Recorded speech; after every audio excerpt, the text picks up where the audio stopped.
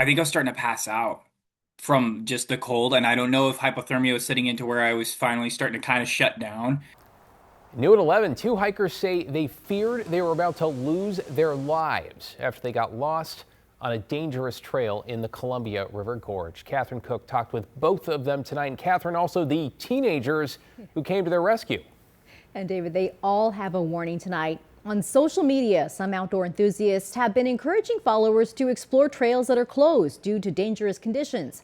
These hikers are thankful they're alive to warn against that idea. An afternoon hike in the Columbia River Gorge. That was the original plan. But for Drew Miller and his friend Joseph Barch, we just couldn't find the trail. It was just so much underbrush. their Tuesday hike brought them face to face with death. I was able to make peace with it, oddly enough, if I wasn't going to make it. The pair were hiking the Rock of Ages trail.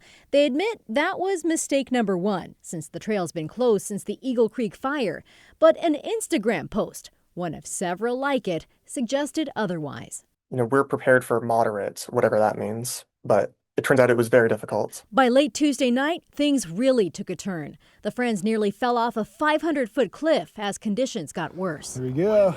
It didn't look good. And I know that my friend was not doing well either, because he was kind of next to me to try to stay warm, but he was like shaking like crazy, and it was starting to affect his breathing. We were soaked. And then it started to snow again. Then Drew lost his cell phone, and with just 4% power left on Joseph's phone, they called in an SOS. If we hadn't had that cell phone ping, if his phone had died before they had been able to call, I'm not sure how the night would have gone. Sadie Walsh and Liam Foran are volunteers with Multnomah County Sheriff's Office Search and Rescue, part of a larger crew that responded. They're just 17, but have years of training for rescues like this one. Things like they couldn't see like where the trail was, and there's cliffs on either side, so it's definitely treacherous. We gave them food, we boiled water for them.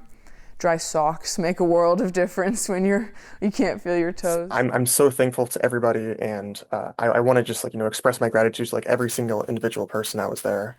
In that gratitude, the hope that others will learn from this. And there's a lot of confusing messaging out there about the safety of these trails. And be extra prepared for any hike, no matter what trail they take. It kind of has made me more humble and more aware of how careful I need to be.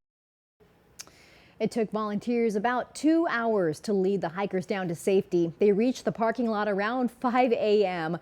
The hikers started their adventure around noon, so obviously an exhausting day. We really appreciate everyone for taking time to talk with us. David? Yeah, we certainly do, and I think that story makes us all a bit more humble tonight.